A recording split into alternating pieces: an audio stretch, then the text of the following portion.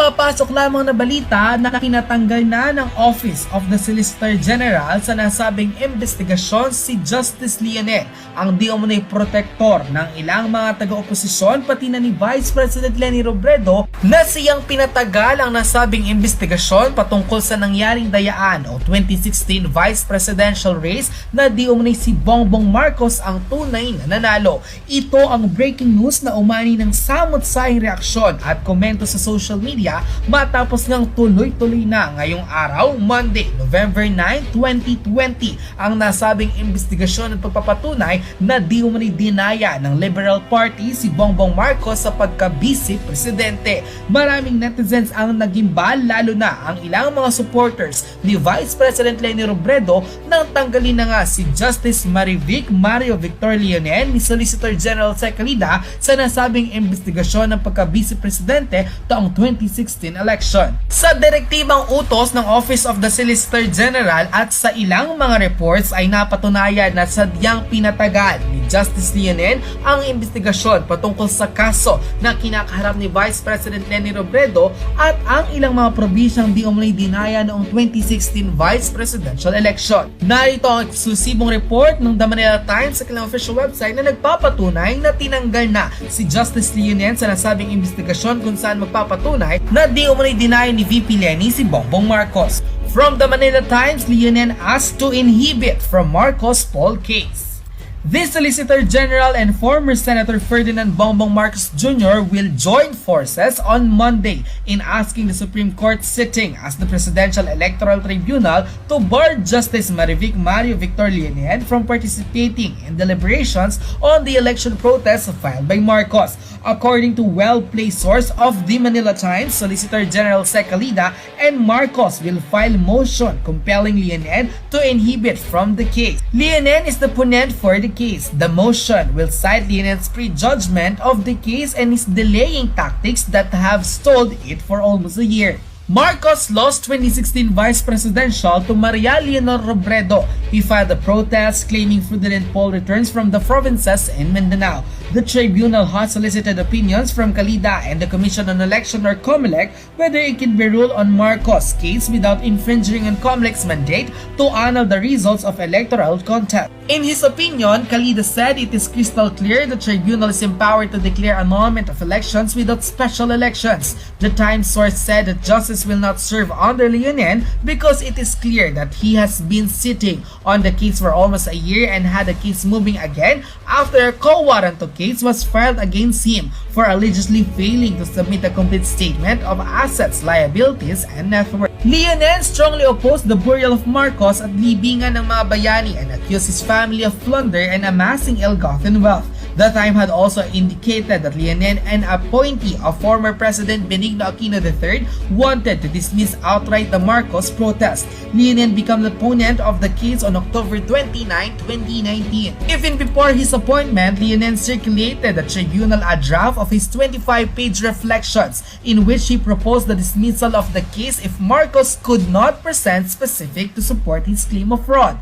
Based on the source, Linie said on the article, Marcos' protest is dismissible under Rule 21 of the Presidential Electoral Tribunal. It does not comply with the requirement of specifically alleged fraud, anomalies, and irregularities. Entertaining Marcos' plea for relief, he himself is unsure of his basis, will be conditioning Marcos' explosion of the state resources for his own fishing expedition. The source added that Linie wanted to respect the outcome of the vice presidential polls and give the victory to Robrodo since suffrage is the heart of every democracy. Marcos argued that he can prove 2,756 protested cluster precincts in Lanao del Sur, Maguindanao, and Basilan were questionable because of massive cheating. He claimed that he would lead Robrodo by more than 45,000 votes if the result for the three provinces are annulled by the tribunal. Unquote.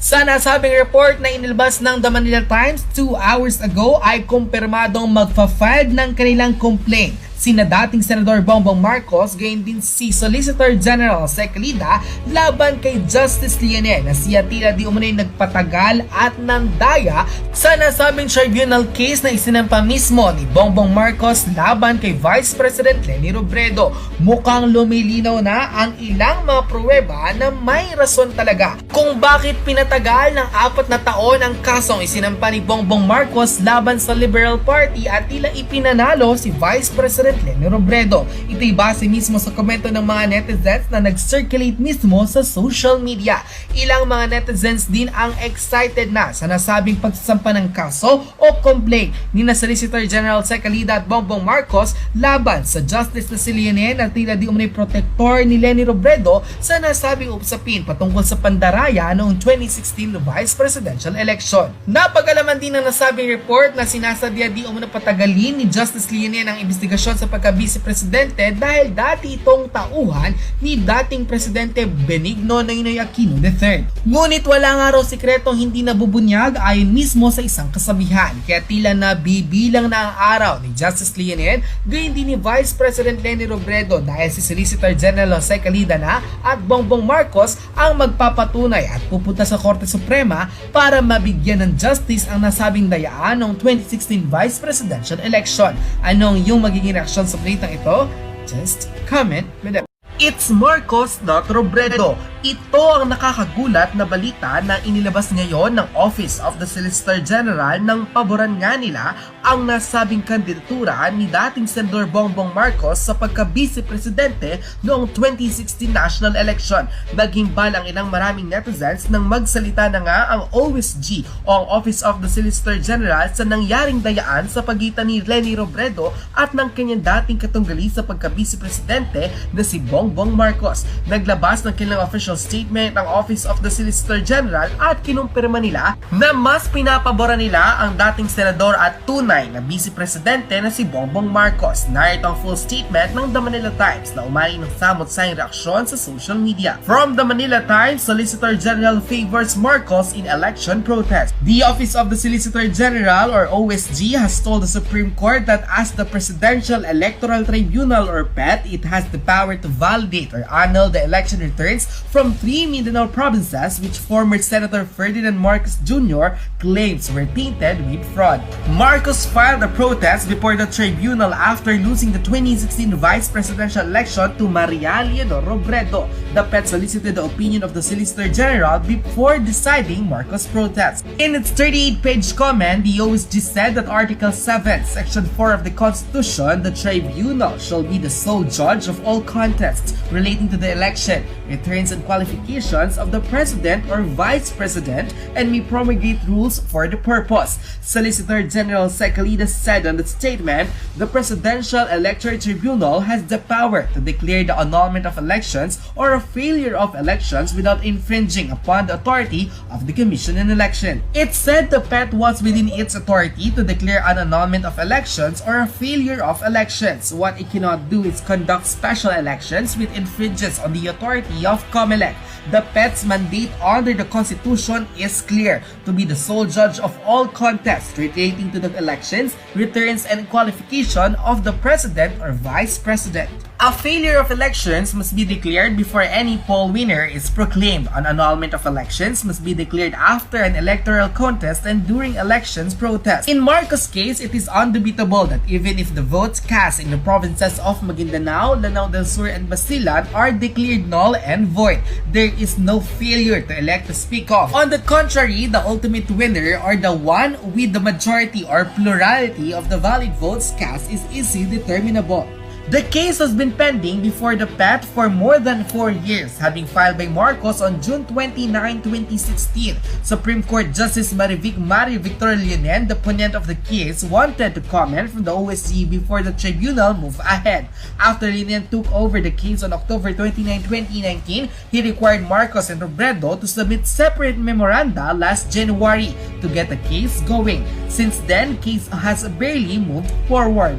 In his memorandum, Marcos, the son of the late President Ferdinand Marcos, argued that he can prove the voter signatures from 2,756 cluster precincts in the 3 Mindanao provinces were fraudulent. In her memorandum, Robredo asked the Fed to dismiss the protest. Voting 11-2 on October 15, 2019, the Fed rejected Robredo's end recommendation of Justice Alfredo Benjamin Caguioa to dismiss the Marcos protest outright. Linie, however, held of the tribunal's decision by getting the nod of 11 justices to first get the opinion of the OSG to make sure that the Fed will not stepping on the COMELEC's toast.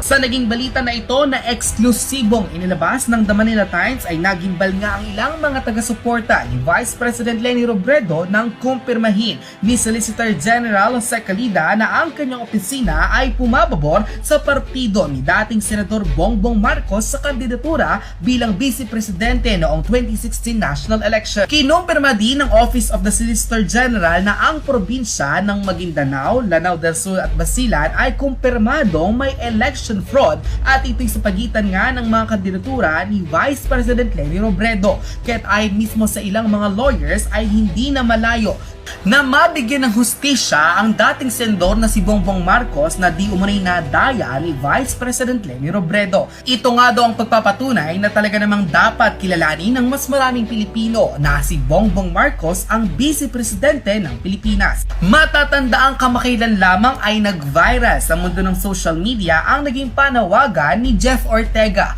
ang karelasyon ni Jasmine Curtis Smith na tinawag si dating Senador Bongbong Marcos bilang real Vice President ng Republika ng Pilipinas. Ano yung magiging reaksyon sa balitang ito?